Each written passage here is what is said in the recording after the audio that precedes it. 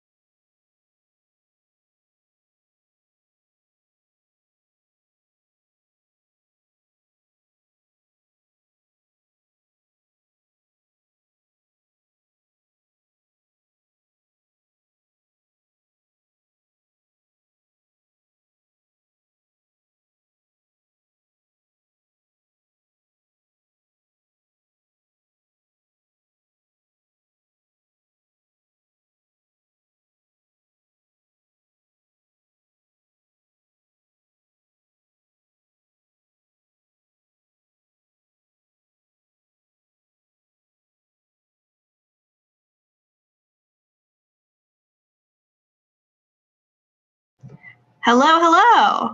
It's crazy when you do things through Zoom and you're muted a million different places. Hello, everybody. Welcome to Focus Locus, the Generation of the Flood and Plague Wedding, two new radio plays from Theater Between Addresses, who we've had on before, both written by Abigail Weaver.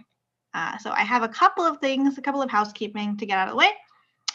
So the music you were just listening to over the opening titles, over the posters, was the music composed for Plague Wedding, which we'll be watching second, Generation of the Flood first, Plague Wedding second, composed by Rachel Leader and Rebecca Mack. I just want to make sure. Yeah, so look forward to hearing that again. Beautiful, and it's been in my head for days now. Okay, so Theater Between Addresses has been on before, but I'll read their description again. They're a constellation of theater artists and writers working together to foster, workshop, and produce new work. Brought together out of necessity for connection and creative outlet, this collective produces original theater for the end of the world. So you can follow them on Facebook and Instagram, and they are now officially posting their radio plays on Simplecast as a podcast. You can find that information on their Facebook or their Instagram. Yeah, so this is our Halloween episode. We may have another one tomorrow, but this is our official Halloween episode, sort of. These are kind of spooky episodes. These are kind of spooky radio plays. It's also our 13th episode, so it's Halloweeny for that reason. But I hope that you'll sort of feel in the spirit after engaging with these radio plays in the spooky spirit. They sort of deal with a lot of things happening in the mass cultural consciousness right now around, COVID and also just apocalyptic sort of, fruitfulness that we're all surrounded by at all times. And they're funny, and they're also sad, and they're beautiful, and I'm really excited. I'm really excited to share them. But I also want to just do one more plug, which is Theater Between Addresses has once again asked for the second time for a second premiere of their work that people watching donate to the Trans Asylum Seeker Support Network. You'll hear a little bit more about them later as sort of an interlude during the radio plays. But if you want to check the donate right now and check them out right now, the link is givebutter.com/TASSN. Okay, so without further ado, we are going to start with Generation of the Flood. And someone just texted me asking for the link. So yeah, so let's transition and get this show on the road.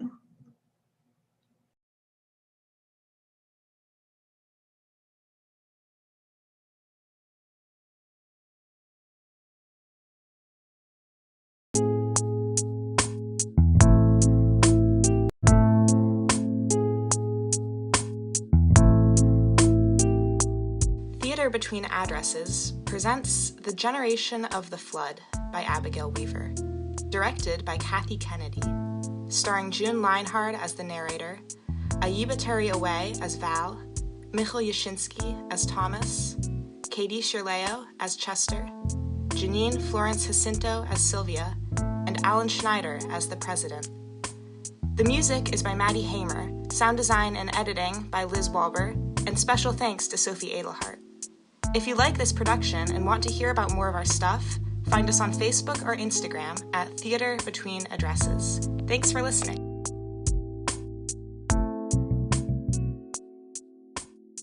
Scene 1. Mine eyes have seen the glory of the coming of the Lord.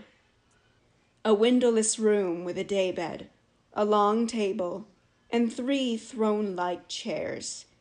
The room is Baroque, furnished with throw pillows, golden statues, furs, feathers, silks, gemstone-encrusted this and that, orgiastic excess. There is a door with an advanced locking mechanism and an Alexa-esque home assistant glowing blue on the table. Val, a young woman in white robes, sits before the table, devouring an elaborate feast. The food is the most pornographic offspring of the postmodern food trend.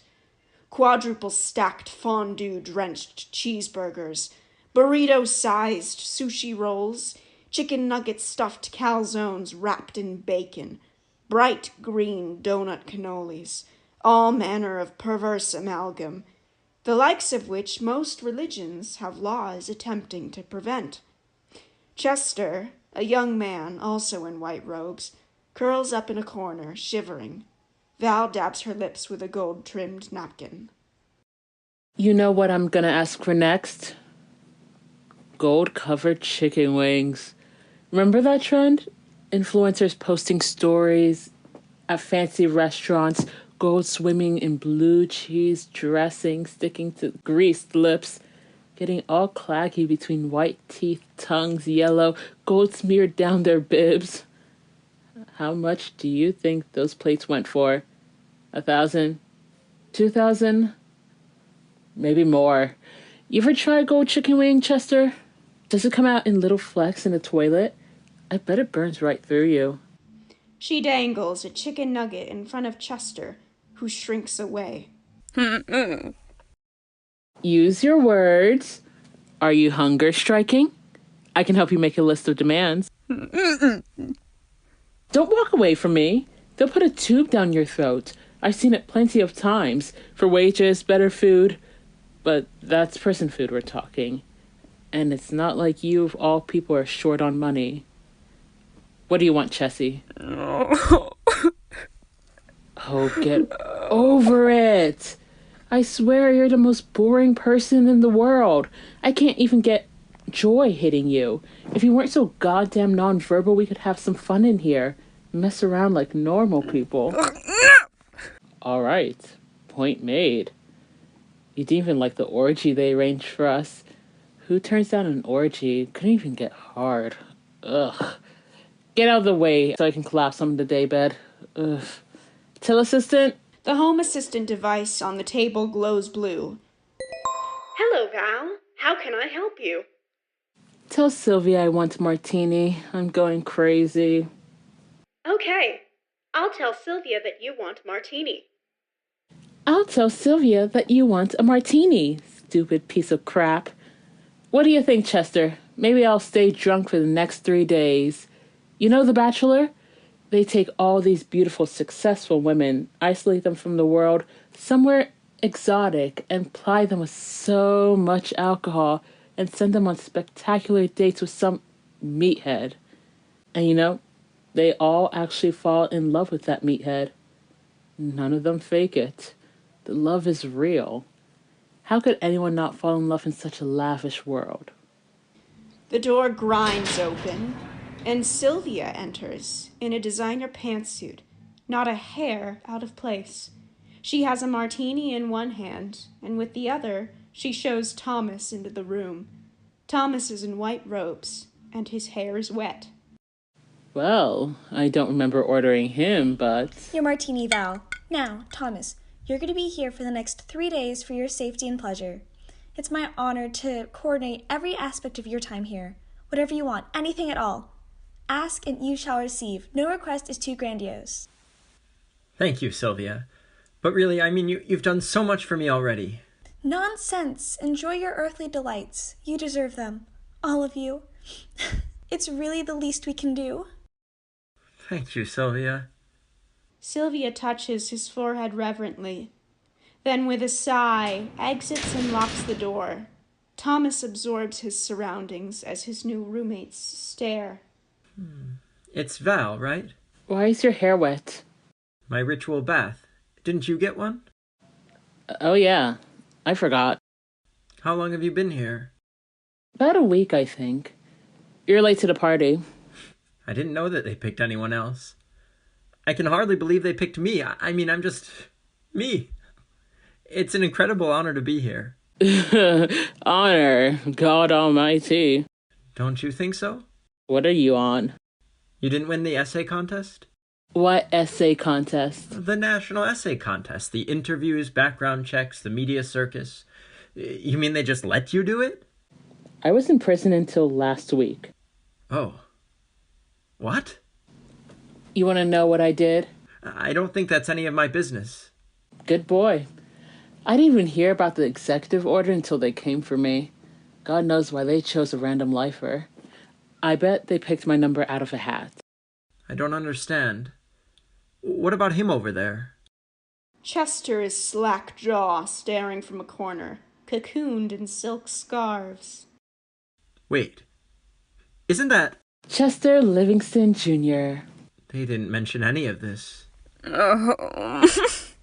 Now you've set him off. Don't try to talk to him anymore. He'll start crying again. I doubt he saw this coming. You volunteered without doing any research at all? There's been nothing about him on the news. It makes perfect sense. The highest honor in the world. A glory to God. Of course the president's son deserves this opportunity. Nepotism, then. No, that's not what I meant at all. I think he deserves it, too. Val removes the olive from her martini and pensively flicks it at Chester. I hate olives. Thomas, I have a theory about this thing, and with you, it's starting to come together. Enlighten us. This being the first time they try it, stakes are high. Fires out west, record heat, and that hurricane's blowing into DC Cat 5. They have one chance to divert it. So with the three of us, they're trying to cover their bases. There are so many ritual traditions to draw from, so policymakers are mashing them all together. Great American melting pot style, a postmodern smorgasbord. What do you mean? Human sacrifices was ubiquitous in the ancient world, but the details varied. To prevent apocalypse, the Aztecs used to sacrifice prisoners by the thousands, well, according to Spanish narratives, and the Celts sacrificed slaves, according to the Romans at least. The American prison system is a convenient 2-for-1. As for boy wonder over here, consider the Bible. The Moabite king earned divine protection after giving his son to God as a burnt offering. You're remarkably well read. Shut the hell up. I didn't mean... for a prisoner. Well, aren't you something? So where do I fit into your theory? Salvic pagans sacrificed virgins. You look like a virgin. That's none of your business. I'm not a virgin. Then it must be... why else have an essay contest, for Christ's sake? They must want someone who really believes. Maybe only through the spark of your belief shall God hold back the floods and the fires. I know he will. You must be a Protestant. Methodist. My grandma used to say, every animal's got just enough brains to tan its own hide. Don't you believe even a little bit? Don't you want your death to matter? Well, what makes you so sure? You said it yourself. All these ancient cultures sacrificed people to the gods all the time. They wouldn't keep doing it if it didn't work. That didn't save the Aztecs from the colonizers. Anyway, the government kills people in the streets every day. That's true. But there's no panache, no feasts or parades or screaming crowds. Even the death penalty has no ritual substance. Our times are apocalyptic, they deserve an apocalyptic response. Can you really say that if our apocalypse is man-made? A desperate measure like this is bound to generate results. And they're desperate, that's for sure.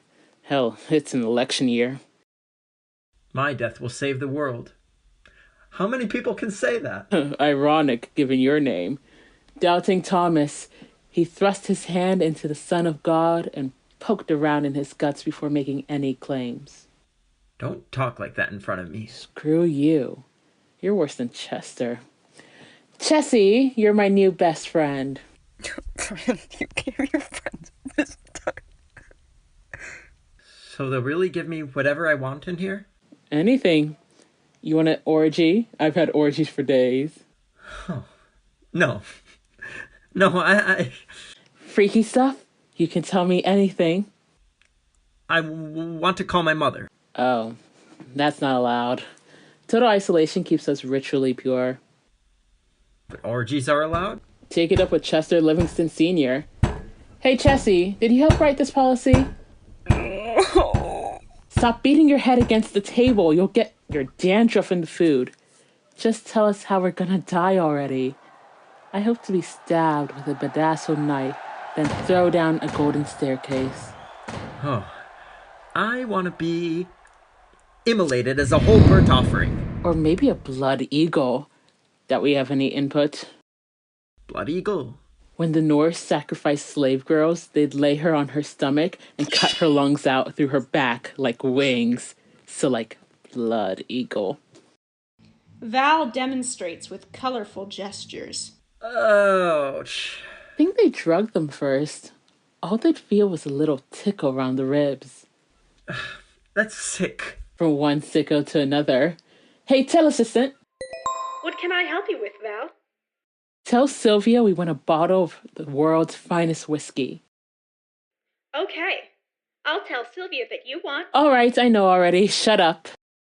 I don't drink. Thomas, you have 3 days to live. I want to call my mom. I didn't even say goodbye properly. She was so proud of me when I won. She saw me off to the Air Force jet. I didn't say anything when she cried. I was so happy to be going. But when they took me away, I turned back and she had this horrible look on her face, like an awful twisted mask. I just want to know what she was thinking. You probably don't. Just believe Thomas. Maybe you're the one that counts. Sylvia, where's that whiskey? None of this makes any sense anymore. I thought they knew what they were doing. The feasts, the orgies, the isolation, it all feels arbitrary. They're flying by the seat of their pants. It's not arbitrary. It's like The Bachelor. What?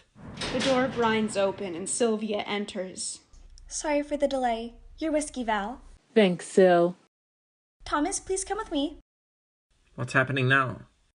There's a jet standing by to take you back to Iowa. What are you talking about? Your faith is no longer perfect. It has been corrupted. How on earth would you know that? The teleassistant. That thing was spying on us? Of course. We can't take any chances as well, you know. I thought it was a bad idea to put you in here with these two, but the ritual community insisted. Fortunately, a backup has been arranged. I don't need a backup. My heart is not turned. Despite Val's temptations, I'm still devoted to the cause. I give my life without hesitation. Thomas, examine your heart. If you truly believe, you'll understand why we can't sacrifice you. Any seed of doubt in you is a danger to us all. Please. Thomas and Val lock eyes for a long moment.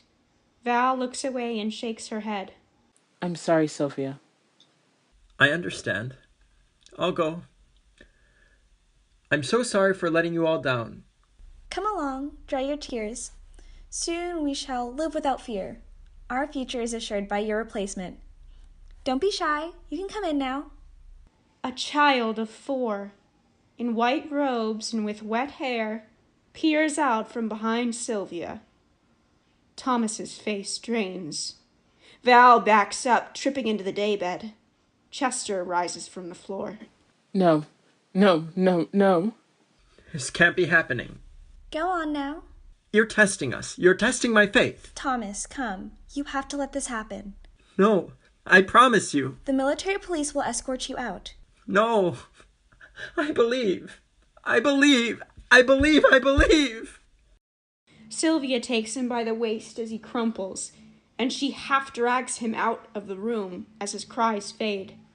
The child goes to Val, who sits frozen, and takes her hand. Chester stands before the table.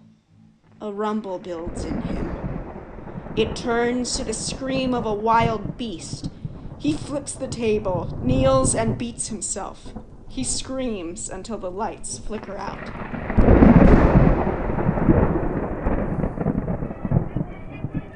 Scene 2. He hath loosed the fateful lightning of his terrible swift sword. Spotlights circle the exterior of the United States Capitol building. The stairs are covered in gold. At the top of the stairs is an ivory altar. The president stands behind it, in robes of gold, a headdress obscuring his face. Sounds of a frenzied crowd build as the child, then Chester, and finally Val process on stage, in robes of white, with elaborate headdresses. The fanfare concludes. Chester addresses the audience. Thank you, fellow Americans. It is an honor and a privilege to stand before you today. At the request of my father, President Livingston, and in accordance with the demands of the Ritual Committee and of Executive Order 19,841, I will say a few words as we stand in the eye of this historic storm. We understand that this measure is drastic, and many Americans are reasonably fearful about the precedent we set today and what that might mean for us as a nation. I want to assure you all that myself and my colleagues who stand here today face death with no fear, knowing that our sacrifice means the continued prosperity and security of our role on the global stage. In our sacrifice, God will remember you and raise land from the encroaching seas, douse wildfires in the west, push back the great storms from the east, cool the heat waves, bring forced harvest again in the heartlands, and smite invaders. To those who doubt, trust that we act for your sake, and when you see the results of our great work today, you shall doubt no more. With our sacrifice, our nation shall continue its pursuit of destiny. Our great way of life shall rise above the flood. Sylvia enters in robes of gold. She anoints the trio with oil. She gives Val and Chester a shot of something bright purple, and the child a glass of orange juice, and an honorary high school diploma. She swings a censer around them. The trio ascend the stairs to stand by the altar, wobbling and kind of out of it. One by one, the child, then Chester, then Val, lay belly down on the altar. The president produces a bedazzled knife. He turns them into stupendous blood eagles, lights them on fire, and throws their bodies down the steps. The president and Sylvia step up to a golden pedestal and prepare to address the crowd. All rise.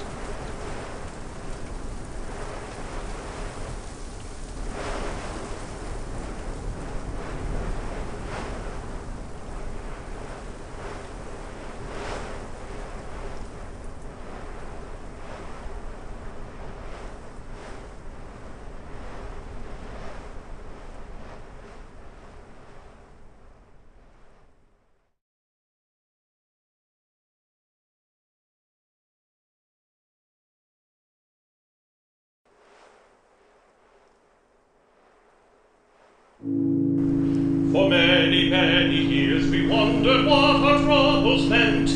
We tried to piece together all the steps to our descent. We'll give up anything, we cried, except for what we need to turn away the deluge of a century of greed. Glory, glory, hallelujah. Glory, glory, hallelujah. Glory, glory, hallelujah. To turn away the deluge of a century of greed. The Bible says that we are punished for our fathers' sins. This check was written years ago, it's time to cash it in. We inherited this profit from another generation. We asked for 7 years abundance for our holy nation. A voice divine spoke to me then as if from a machine. It told me what to do to keep my little fingers clean, to build a golden altar and to stain it red with blood. That and nothing less will stop the coming of the flood. The ritual committee formed with just one task in mind, to keep all we've accumulated, leave nothing behind. To find an answer pure and simple, something good and nice. Let future generations cash our check of sacrifice. Glory, glory, hallelujah. Glory, glory, hallelujah. Glory, glory, hallelujah. Let future generations cash our check of sacrifice.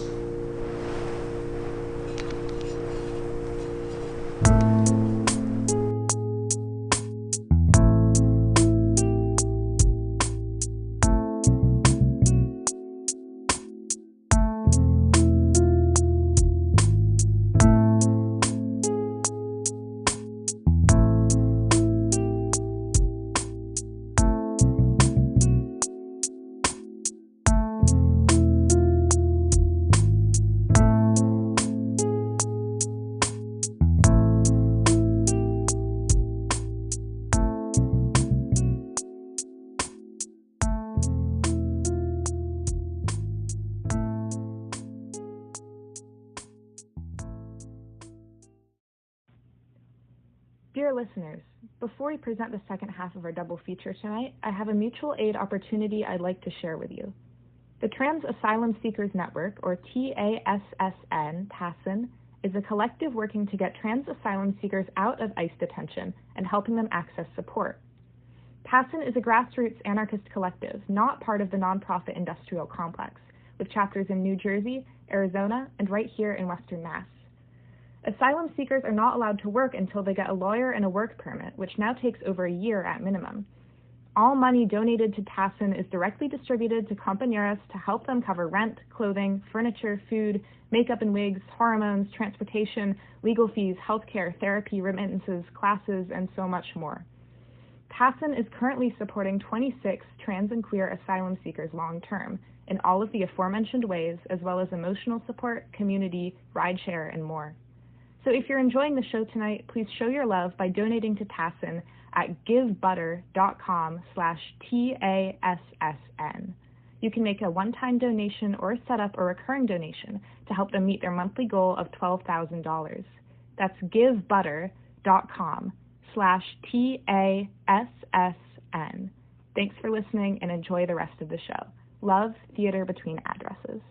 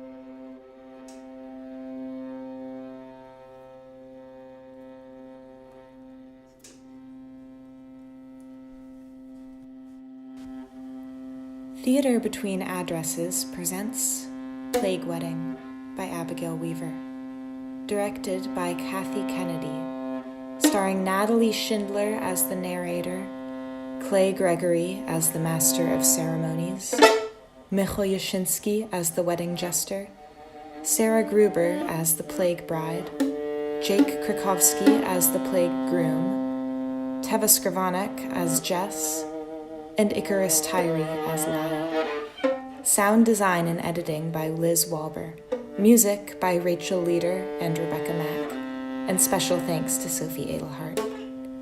If you like this production and want to hear more of our stuff, find us on Facebook and Instagram at Theater Between Addresses. Thanks for listening.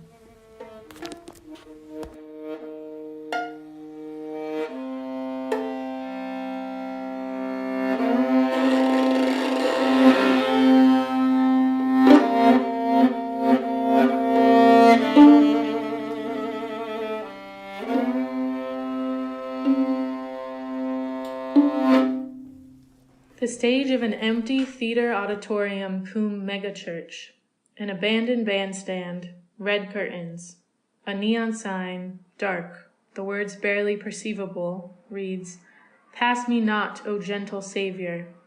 Gilded pews in the audience, Vegas-level excess in steady disrepair. Video cameras fill the seats instead of people. Beneath the neon sign there is a big screen, also dark. The wedding jester, a young man with a nervous affect and a half-hearted mustache, paces across the stage, tugging at the bells on his jester hat. Okay, so a guy is visiting a big city for the first time. I can't remember what it is. Houston or something? Sure. Okay, so a guy is visiting Houston, Texas, and his friend takes him to go to the cemetery there, because I guess that's a tourist attraction. Everything's bigger in Texas. And so they're walking around the cemetery, and they come across the grave. Now, who was it? The grave of the great American eccentric playboy industrialist Howard Hughes. And he's got a big fancy grave with sculptures and fountains and a huge ginormous tombstone right at the center. And the tourist says to his friend... The master of ceremonies enters. He's about as suave and debonair as any middle-aged man in a polyester suit can be. I thought you were live. Thank God you're back. I ran out of jokes like 10 minutes ago. We've been on a commercial break since then. I think we're losing them. So what were you doing just now? Oh, just working on some new material. Not ready for the crowd yet. So this guy goes to Houston, Texas, and... So I'll do some more confessions for them, and you can go to the bride and calm her down. You found her? She was in the graveyard. Her dress is a total disaster. Muddy, in rags. Such a waste. What was she doing there? When I found her, freaking out. Generally, probably also freaking out. Where's the groom? Presumably where I left him. Have you checked on him? No. I mean, it's not like you could get out if he tried. Christ. Well, go check on him on your way to the bride. I locked her in the green room. Look at you waiting around in the dark. Lights! The jester hits a breaker. Pass me not, O gentle Savior, lights up, flickering, then steady. Camera. The little green camera lights shudder on in their seats. The blank screen behind the MC fires up and shows a close-up of his face. He winks. Action. A pop-up in the corner shows that 4,000 people are now watching the stream. A deluge of heart reacts as MC speaks. And we're back. My apologies for the interruption. I'm pleased to report that we found our runaway bride and brought her back in one piece. When it rains, it pours, right? We're still right on schedule and now exactly 10 minutes away from the big event. If you're just tuning in, tonight is the long-awaited North Central Piedmont Plague Wedding. I'm Cal Harrison of Cal Harrison Toyota on Route 8, filling in for Reverend Doc Harris tonight. He's indisposed for the foreseeable future. Fortunately, he ordained me as a backup. Joining me is Joe Potosky in the role of the wedding jester, who will be back any moment now with the bride and groom. Backstage, the bride is scream-crying.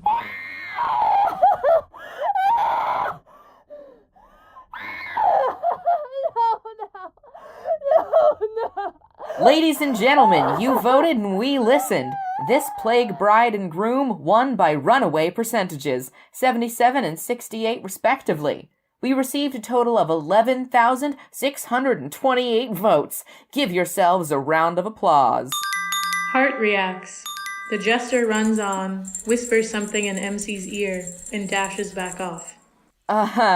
We'll be just a moment now. The bride is getting ready. In the meantime, we'll do one more round of confessions. Let's go to Jess McKay of a bunker at an undisclosed location near Whitecross. Throughout MC's monologue, the number of viewers has steadily risen from 4,000 to some 8,000. Jess appears on the big screen. Behind her is a wall of canned food and a row of fat guns. 2 kids are playing on the floor behind her. They run to the camera and wave. Jess, you're on the air. Hello? Can you hear me? Hey, Jess, there's 8,000 people watching. Oh, hi. So what do you do at an undisclosed location near Whitecross, Jess? Oh, I have a homesteading mommy blog. My husband works in police dog training. As you can see, we're pretty holed up in here. I do indeed see. Are you still in touch with the outside world? Not really. Of course we'd like to help our neighbors, but we have to help ourselves first. You know, the kids are big eaters. Great. So whose sins are you confessing? I'm confessing the sins of BB Tenderfoot and Justin Mustard of Swepsonville. And what nasty things have they been up to, Jess?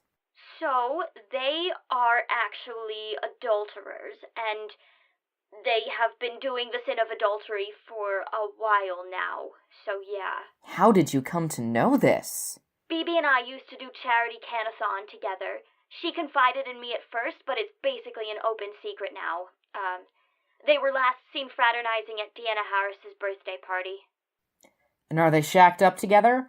Possibly even being adulterous right now as we speak? I'm not sure. I mean, BB's definitely married. She might be with her husband and kids. Well, BB, if you're watching this, I hope your husband isn't home.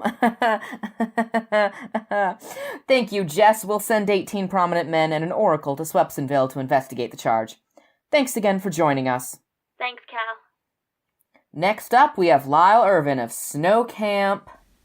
The jester emerges with the black eye, frantically motions from a corner. Lyle, you're on the air. Take it away. I have become aware that Sally Killdevil, who lives in the Bass Pro Shop, is engaged in communities which promote perverse sexual behavior. Cal, turn this idiot down. We need to talk. The MC mutes Lyle. The number of viewers has risen to some 12,000. What the hell is going on? What the hell do you think, man? She has cold feet. Did you try explaining to her that this is for the collective good? Obviously, she won't listen to reason. She's freaking insane, remember? Ugh. She hit you? She gave me a face full of elbow when I was trying to restrain her. Jesus. There's 12,000 people watching, Jester. We have to deliver. You get the groom, I'll wrestle the bride, and we'll get it over with, okay? Okay. Jesus! MC unmutes Lyle, and Jester exits. Which is how I found out that my storehouses were raided by the lesbian anarchists who live in the abandoned Bass Pro Shop. And that's how Sally's unseemly S&M proclivities are making us all sick. Great, Lyle. That's great. We'll send a council of 18 to investigate. Jester returns, wheeling out the groom. The groom is dirty, long-bearded. Like they kidnapped him straight off the street, but someone thought to put a dapper top hat on his head. He has no legs. Sad reacts. Ladies and gentlemen, I give you the plague groom. Mixed sad and ha-ha reacts.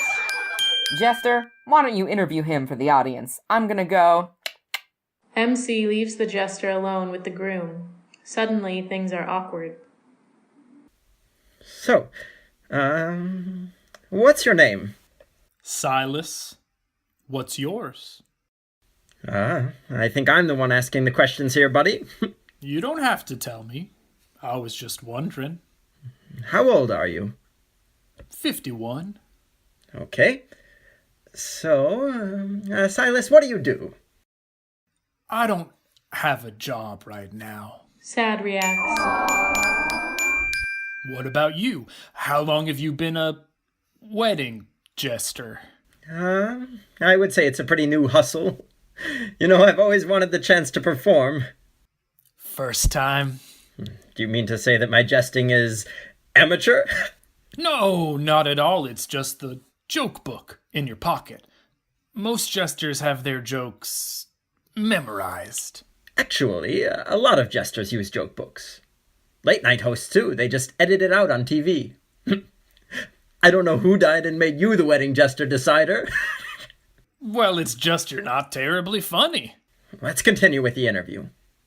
Where do you live? The abandoned Rite Aid construction site. Sad reacts. Right. Yeah. So how does it feel to be here? Well, it doesn't feel great knowing I'm considered the most disgusting and pitiful person in the geographic region. Sad reacts. Given my life experiences, it's really hard for me to feel lovable. But I'm an optimist at heart, and honestly, I never really thought I'd get married. So, even though this is against my will, and even though the bride will probably find me repulsive, and I'll probably find her repulsive, I'm trying to keep an open mind about the whole experience. Heart reacts. That's great, Silas. So, do you think this plague wedding will be pleasing to God and wind up stopping the spread of disease in our region? I don't know. Seems as good a chance as any. It kind of worked in Western Massachusetts, didn't it? From what I've heard. In a way, I guess I feel honored. I heard in D.C. they're doing human sacrifices. Glad we haven't gone there yet. Ha ha reacts. Yeah, totally. So, are you ready to meet your wife-to-be? I'm pretty nervous. Will we at least get a honeymoon? No. We'll probably throw you both right back on the street in an hour to die. Speaking of death, that reminds me. Okay, I ran through all the jokes in the joke book, and I've been working on one that I think I made up. So, this guy goes to Houston, Texas, and his friend, a local, is taking him around to the tourist sites, and they go to hang out at the graveyard there. Well, that's a weird place to hang out. Oh, you're telling me. Just you wait. Anyway, the local shows his friend the grave of aviation mogul and later in life tormented recluse Howard Hughes. And is he really buried in Houston? Yes, it's a joke, not a lie. Huh. Anyway, Howard Hughes has a very extravagant tomb with a beautiful garden and an enormous white gravestone. And the tourist turns to his friend upon seeing this tomb, and he says, "Here comes the bride." The MC roughly drags the bride in by her elbow. She is dressed in a ragged white gown and having, very reasonably, a tantrum. He releases her and pulls a small bottle of sanitizer from his pocket, squirting it on his hands and rubbing hard where he came in contact with her. The bride watches this intently, breathing raggedly, slowly calming down. Her eyes are bloodshot. Her face and arms are lined with blood. She's been scratching at herself. Oh, Jesus, she's crazy. Yeah, that's the point. So, honey, what's your name? Folks, our bride's name is Hannah. She was on the ballot under the category of neurotic and has been chosen for the very important job of saving all of our skins by sucking it up and marrying that bum. I don't think I'm neurotic. I think I'm pragmatic. No, are you ready to talk now? What's your name, age, and hometown for our viewers? Hannah, 20, Hillsboro. Anybody tuning in from Hillsboro tonight? Heart reacts. Great. What do you do, Hannah? I press flowers that I find in the graveyard.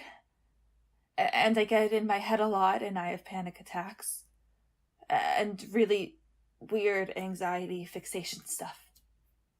And Hannah, what do you think of your groom, Silas? He's repulsive. Silas's face falls. Angry reacts. Put on a brave face, Hannah. Consider it a matter of public health.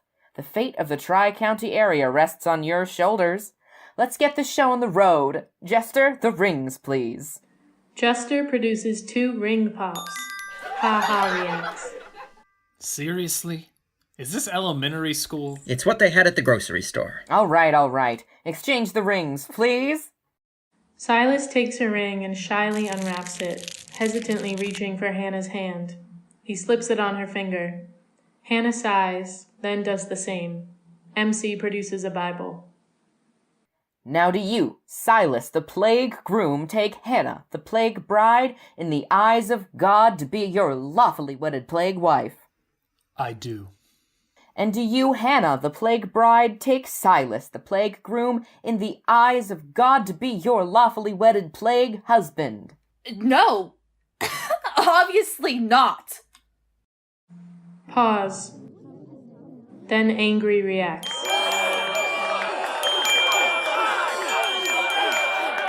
Why are you angry reacting at me? When did I give anyone the impression that I was going through with this? Hold a gun to my head if you really want to. I won't do it. I hate it. I'm so tired of feeling trapped. Let me out of here. Say yes. Just say it. Look, the viewers are leaving the live stream. They'll be in the streets looking for you. If you won't go through with it to protect the area from the plague, do it to save your own skin. Let me out. Let me out. Let me out. We'll take a quick commercial break. Hannah lunges for the Jester and seizes his joke book. She flings it at the MC. He ducks and it hits the screen behind him. It shatters. The little green camera lights slowly blink out. The 4, finally alone, are illuminated only by the blue light of the "Pass me not, O gentle Savior" sign. So much for that. Heck. Come on, Jester, let's get out of town. But we aren't supposed to cross county lines. Look, either we go try this grift somewhere else, or we wait around to see what happens when it doesn't work. Won't you try looking out for number 1 once in a while? Number 1 is me, FYI. Just come on already. He dashes out. The Jester dithers. And the tourist says, "Now that's what I call living." The Jester follows the MC out. What are you still doing here? I could ask you the same. You want to run? Run. Here, you can have your ring pop back. Thanks. I like the blue flavor. Why are you being so calm? What other way is there for me to be? This is an interesting place. Seems abandoned. Maybe I'll move in. Really? Into a megachurch? You don't find the vibes pernicious? You live in a graveyard. Graveyards are places of deep love. I think I'd be lonely here. Well, I'm not asking you to stay with me. Did we just doom all of our neighbors to die? Maybe you did. I had nothing to do with the decision. Oh my god. You think it really would have made a difference? No. I don't know. No one knows. That's why they did it. That's why they picked the 2 most disposable charity cases around. Low risk, high reward. But they don't deserve to die, do they? May I ask you for a wedding dance? What? Well, you may have blown the ritual, but we could still have a wedding dance. I still don't want to get married. I'm not asking you to marry me.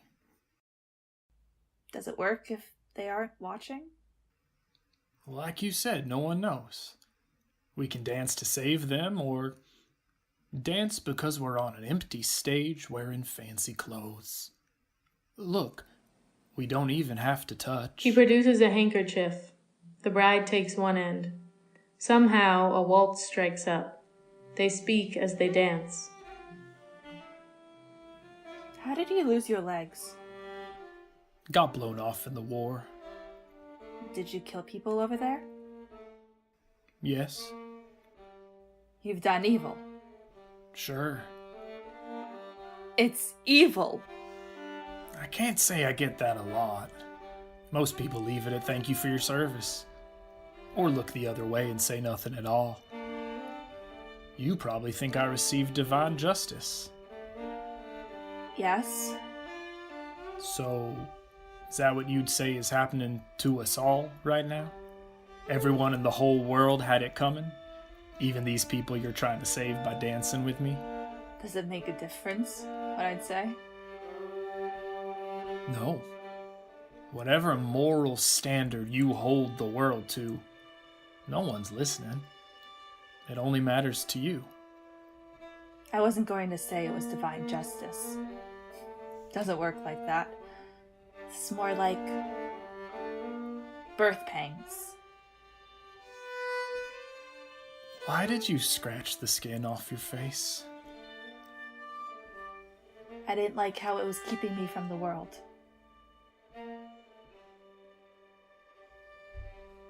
When Adam and Eve lived in the Garden of Eden, before they ate from the tree of life, they didn't have any skin.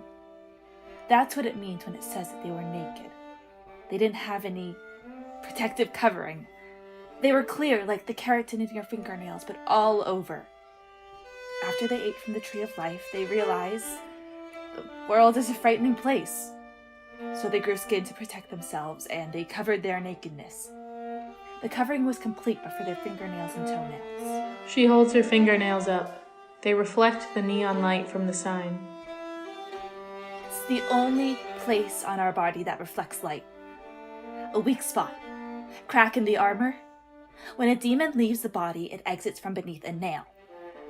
I have to find my way back to that garden. Become clear.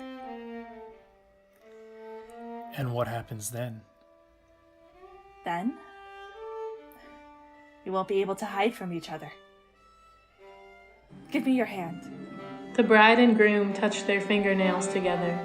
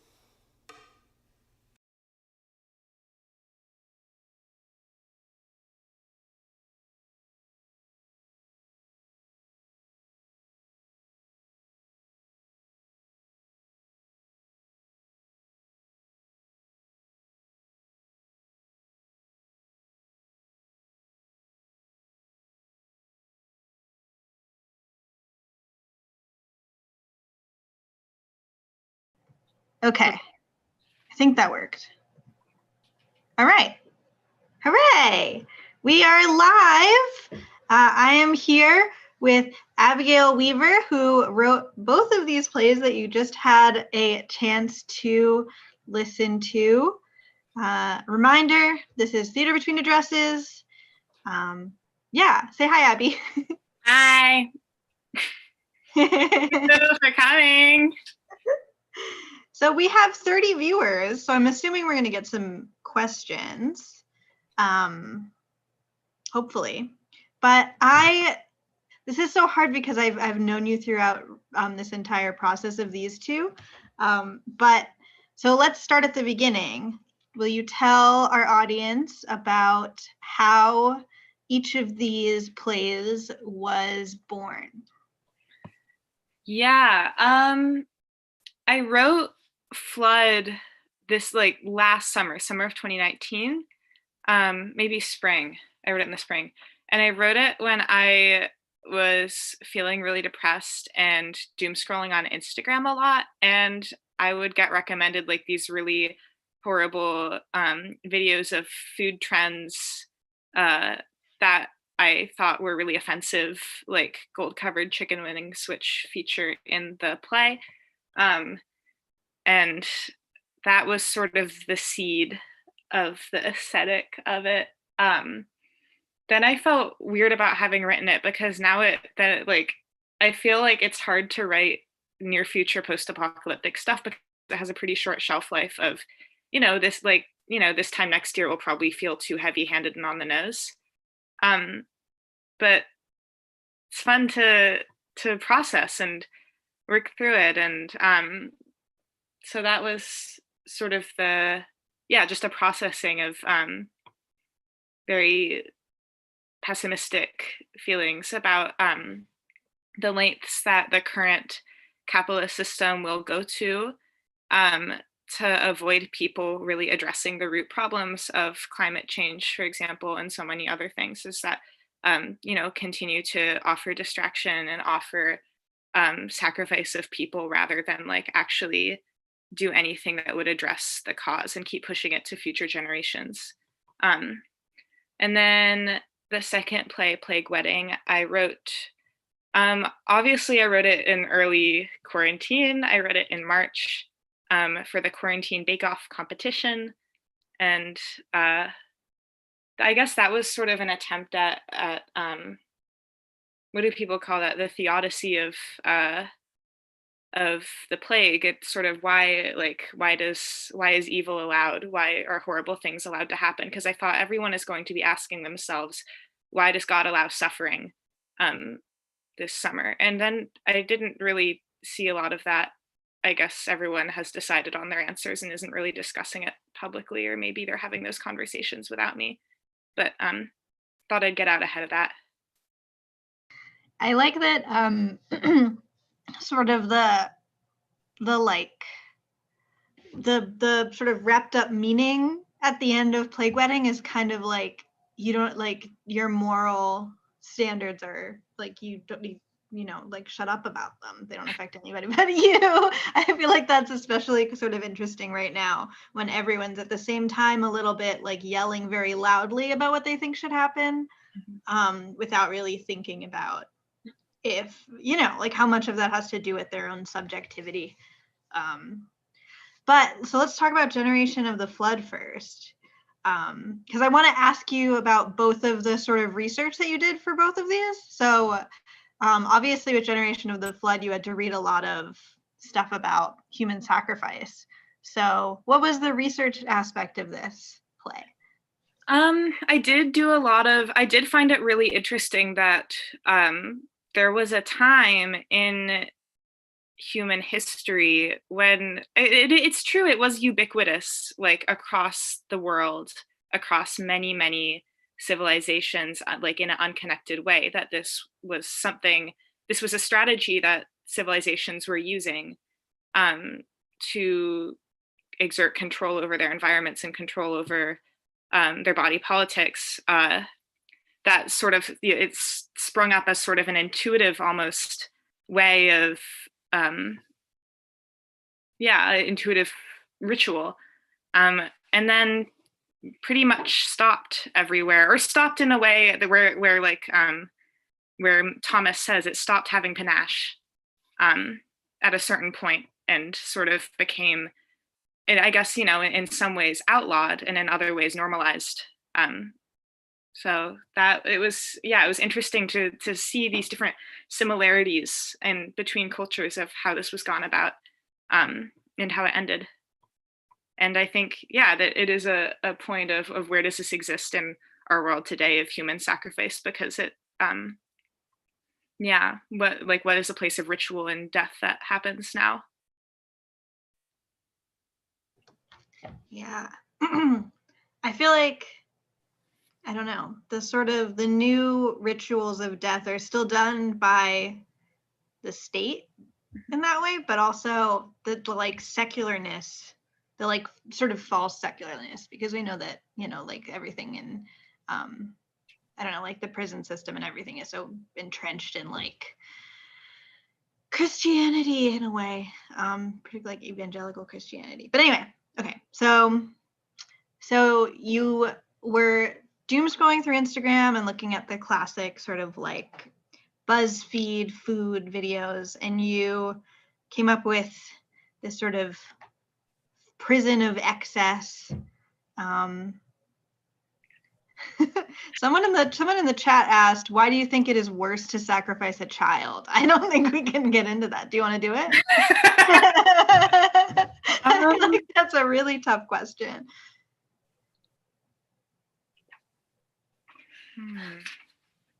Yeah, I mean, I guess an easy answer is that like Thomas consented, like was really stoked about it and really wanted to be, and a child maybe, I don't know, but then that's actually not an easy answer, and that's not a satisfying answer. I think when it gets into these things that are so to their core unacceptable, the difference becomes aesthetic. I don't know that it is more acceptable to sacrifice a child. I think the acceptable thing to do is not sacrifice anything. And I think this play unfortunately starts when it's too late to save them. I think I tried to save them and I couldn't. And maybe I can still save them in another draft. I don't know. I'll take input. You could do a sequel where the whole sacrifice was actually a deep fake that they played on TV and they're all actually alive, but because that kind of comes up in Plague Wedding too, when Silas is like, you know, will it work if it doesn't matter if it maybe it'll work because no one's watching, but if it works then it didn't matter if people are watching. So we're getting some great questions in the chat, so maybe I'll just ask from there, honestly, because we have 24 viewers. Hi. So, I have one question for you actually. Since it's a Halloween show, from each of the plays, both, so this is 2 answers, what is the scariest moment in each of them for you? I get really scared when I hear Sarah scream crying. That's like the most awful thing in the world. Yeah, she's a very good actress, and it was really, I have to really turn it down. Like, it's horrible. Yes, I can't imagine. I can't imagine how she recorded that. Yeah. Like in what sound space. And then in Generation of the Flood, what's the scariest moment? I mean, yeah, I get scared. You know, I don't know. I think that the most unsettling moment for me is when they're really excitedly talking about how they want to die. Is the one that like messes up my brain the most. The one where I was like, oh, this is screwed up. Really screwed up play. That's a good answer. Do you want to do funny too? What's the funniest moment for you in each? I think the funniest moment in Plague and Flood is also, or in Flood is also when they are talking about how they want. It's the scariest and the funniest because that's like, but it's so scary that that's like the one place where they like really connect as people and like really start to vibe. And yeah, Plague, yeah, it's very funny to me.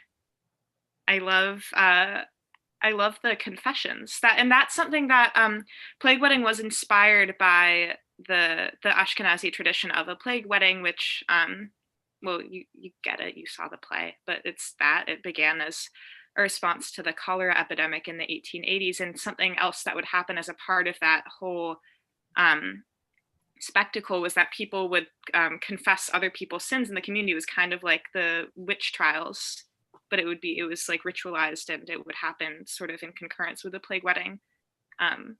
And yeah, it's getting a revival. They did one in B'nai Brak this summer. Yeah. Interesting. Should we do one? I was thinking about trying to pull together a spectacle plague wedding for Halloween, because I live right by the graveyard. But then I thought, like, God might get mad at that. Like, I don't want to like mess with things I think maybe I believe in a little bit, even though I don't believe that a plague wedding works, but I don't want to mess with just in case.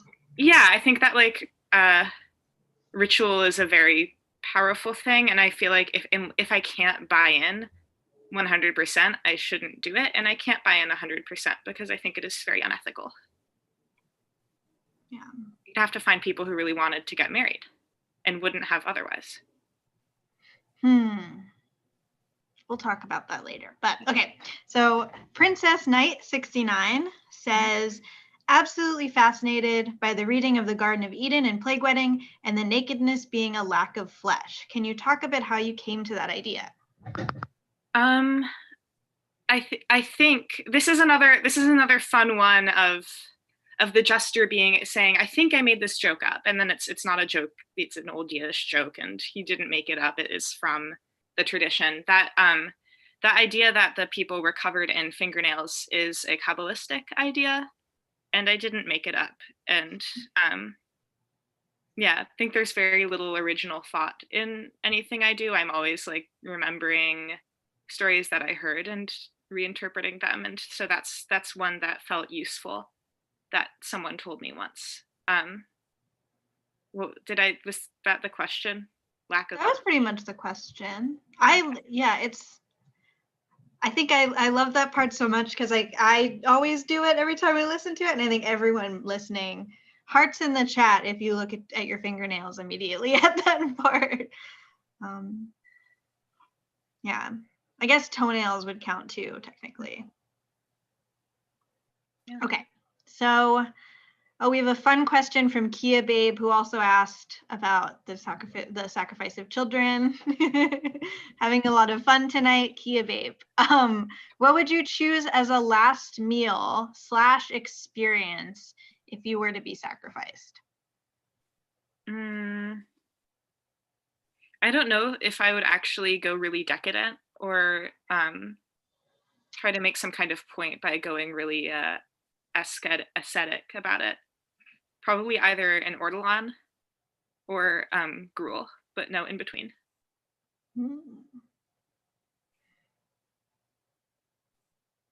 That's a good question. No, okay. Wait, actually a cookout tray. A cookout tray of barbecue sandwich and the side of hush puppies and fries with extra Cajun and a chocolate cherry milkshake.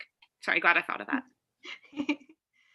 I want to ask you about, for everyone watching, if you didn't notice, I did the sound design on these, and something that was really fun about both of them was they had Generation of the Flood has sort of a nod to surveillance culture and, social media. It's like very, I don't know. I think one of my favorite things about your writing is that you really do like apocalypse in a way that is so American. And I know that's hard to hear. Like, it's diasporic Jewish American, but it is American, right? It's like, and I think that it's such an interesting, I don't know, like someone could talk about how, how the consciousness of like, Americans living in 2020 and like, how do we create a revolutionary consciousness that is completely different than any other kind of revolutionary consciousness in history, because the American experience is so specific and like branding is such a big part of who we are. I could go on forever, but I want to ask you about the role of technology in both of these, because in Plague Wedding, it's all live streamed. What, you obviously didn't write Generation of the Flood as a radio play. So I thought maybe if you wrote Plague Wedding with it being a radio play in mind, it would make sense as far as like, you want to hear the beeps or whatever. But yeah, what is it like to use social media as a character in playwriting like this?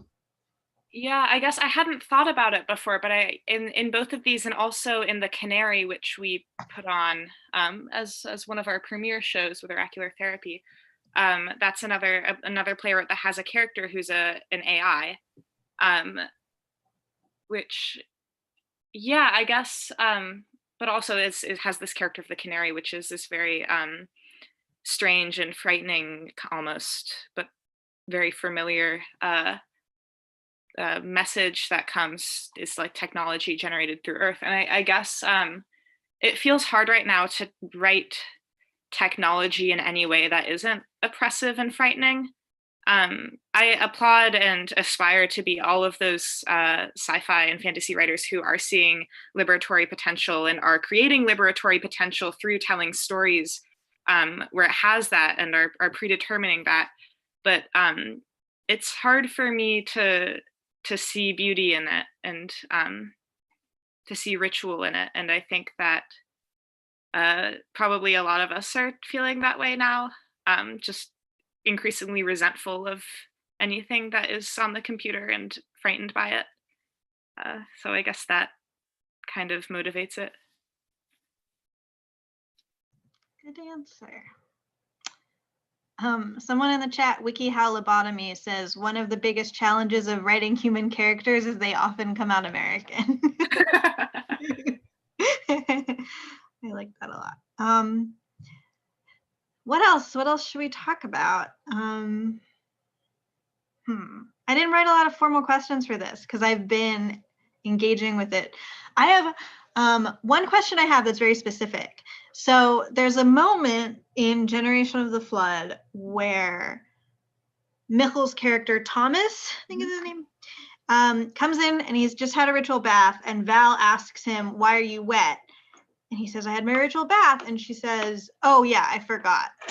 The way that I read that line is that she didn't, because the order of operations for each of the, because like obviously it's like the criminal and then the virgin and then, you know, like the first son or whatever. So I read that as she's like trying to, she's like, I don't know, like she's kind of a narcissist and she's like, I want to be like, everything that happened to you happened to me too. But I don't think they gave her a ritual bath. And I wanted an answer from you about that. I read her as lying 60% of the time. Yeah, maybe they didn't. Yeah, that would be sad. Yeah, I mean, I think it would make sense that they didn't do everything the same for all of them, because like Michal says, like they're just flying by the seat of their pants, like they don't know what they're doing. Yeah, I thought maybe she had and she'd just been in there so long, but I like that she didn't. That's not very fair. Okay. Another question I have is, so obviously in Plague Wedding, they mention the human sacrifice in Western Massachusetts. So these are in the same universe. Whether you did that already, they're in the same universe. Will there be more plays in the same universe? Ooh. I mean, I think that part of it was I can't resist writing in the same universe. But yeah, I don't know. I think it depends on how mentally unhappy I am feeling. If things continue to be bad for me this winter, there will be more in that universe. But maybe I'll keep writing like my fantasy novel and you know, my little TV show if I'm feeling better. All right, I want to ask you another question. I'm just asking you fun questions now. So I want to know who your favorite character is between both plays. So favorite character overall. I think you know, it's like they're all me and they're all not me. But I think instead of answering that question, I'm going to explain the characters that I want to meet between the shows to have like a crossover. I think Al and Hannah would be a lot of fun to hang out. I want to give them both a little break. That's a good answer. I think that the jester should be present in the next iteration of the human sacrifice as one of the as one of the gifts that they're given is a jester performance. Yeah, that would be great. All right, so it's 8:12. This was a very spooky Halloween episode, a very calm episode. I want to give you a chance to plug everything, to plug Tassin and to plug Theater Between Addresses. Yeah, so Theater Between Addresses is the name that you can Google, and then you can find us on Facebook and Instagram at Theater Between Addresses. givebutter.com/TASSN is the way to sign up for a one-time or a monthly donation to the Trans Asylum Seeker Support Network. I think I donate $25 a month, and I would love it if all of my friends and fans watching this could match me.